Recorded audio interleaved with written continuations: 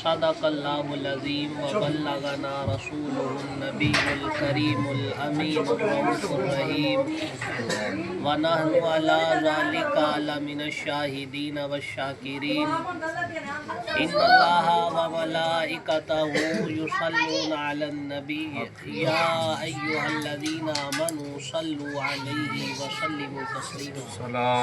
अस्सलामु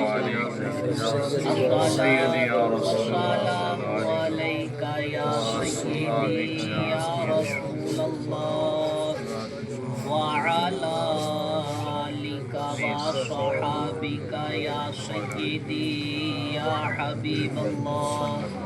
अस्सलातु वस्सलामु अलैका या सय्यिदल अंबिया'i वल मुरसलीन व अला आलिका व अस्हाबिका या शफीअल मुज़निबीन। अल्लाह रब्बुल इज़्ज़त के ज़िक्र सरकारे दो आलम सल्लल्लाहु अलैहि वसल्लम की बारगाहे आलिया कुदसिया मुनव्वरा मुअम्बरा में लामहदूद मर्तबा दुरूद पाक को। उसके बाद हम सब साथी आज जमा हैं एक उर्से मुबारक की तकरीब के अंदर। तो यहाँ कोशिश करूँगा कि इखलास के हवाला से दो चार बातें जो हैं आप तमाम अहबाब की समातों की नज़र करें। अल्लाह रब्बुल इज़्ज़त ने कुरान मजीद फ़ुरक़ान हमीद के अंदर इरशाद फरमाया है अल्लज़ी खलक़ल मौत वल हयात, कि वही रब है जिसने हयात को पैदा किया और मौत को पैदा किया। अब ज़िंदगी और मौत के पैदा किए जाने का मकसद क्या है?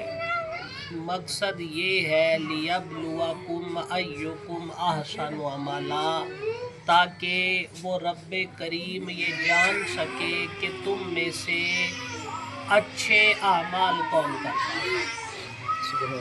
यहाँ अहसनुहुम अमला फरमाया, अक्सरुहुम अमला जो है वो नहीं फरमाया कि तुम में से ज़्यादा आमाल कौन करेगा, ये नहीं फरमाया। फरमाया अहसानुहुम अमला, कि तुम में से अच्छे आमाल कौन करेगा। तो अच्छे आमाल का जो दारोमदार है सबसे बढ़कर वो ये है कि उसके अंदर खुलूस हो, लिल्लाहियत हो, इखलास हो। हमारा हर अमल किए जाने वाला बड़े से बड़ा अमल ही क्यों ना हो, बड़ी से बड़ी नेकी ही क्यों ना हो, उसके अंदर अगर इखलास नहीं पाया जाएगा, उसके अंदर लिल्लाहियत नहीं पाई जाएगी, वो अमल हमारा खालिसतन अल्लाह ही के लिए नहीं होगा, तो यकीनन हमें उस अमल का कोई भी खातिर खा फ़ायदा जो है वो देखने में नहीं आएगा।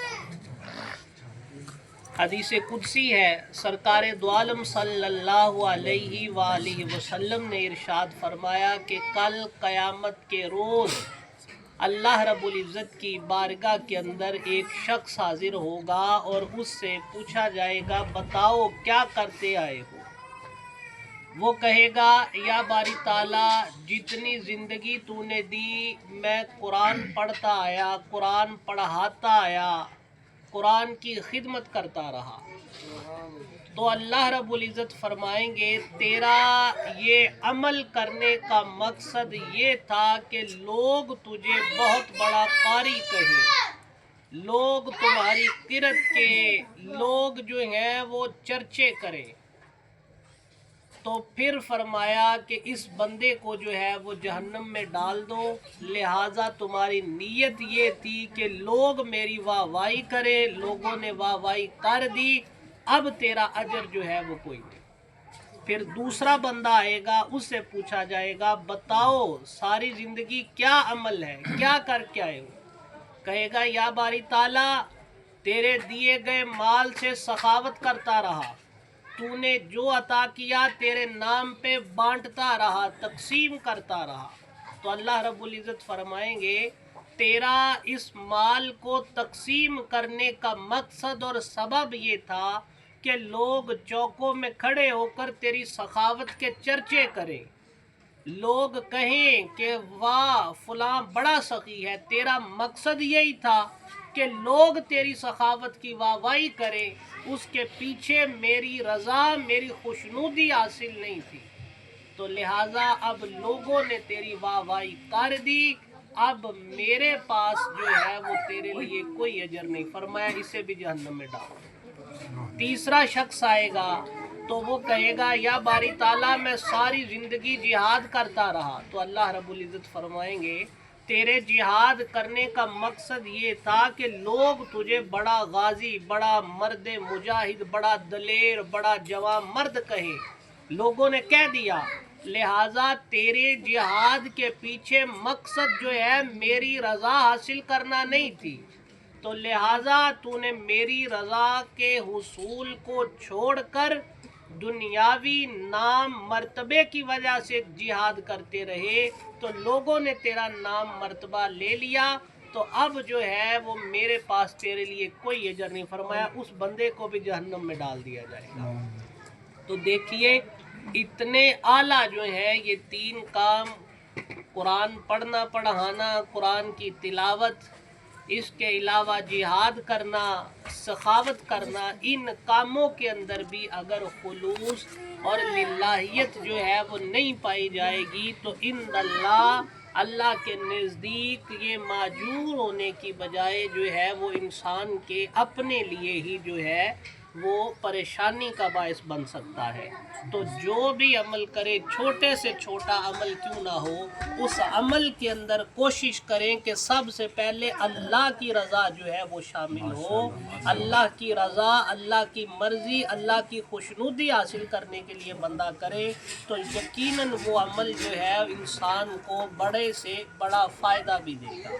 اور دوسری اور اہم بات یہ ہے کہ خالصتاً جہاں تک ہو سکے اللہ رب العزت کی رضا اور خوشنودی حاصل کرنے کا طریقہ یہ ہے کہ اس کی مخلوق کی خدمت کی جائے، مخلوق خدا کی جس طرح سے ممکن ہو سکتا ہے، جتنی تمہاری توفیق ہے کوشش کرو کہ مخلوق خدا کی خدمت کرو، مخلوق خدا راضی ہوگی، اللہ بھی تم سے راضی ہوگا۔ وہ بندہ کہ جس نے نمازیں پڑھ پڑھ کے اپنا ماتھا گھس لیا ہو، فرض تو ٹھیک، کوئی سنت کوئی نفل بھی ترک نہیں کرتا، لیکن اس کے پڑوس کے اندر کوئی شام کو اپنے بچوں کو بھوکا سلا دے گا تو اتنے اعمال اور اتنی اس کے پاس دولت ہونے کے باوجود اسے اللہ کی بارگاہ میں جواب دہ ہونا پڑے گا کہ تم نے اپنے ہمسائے کا خیال کیوں نہیں کیا۔ جہاں تک ممکن ہو کوشش کرے مخلوق خدا کی خدمت کرے۔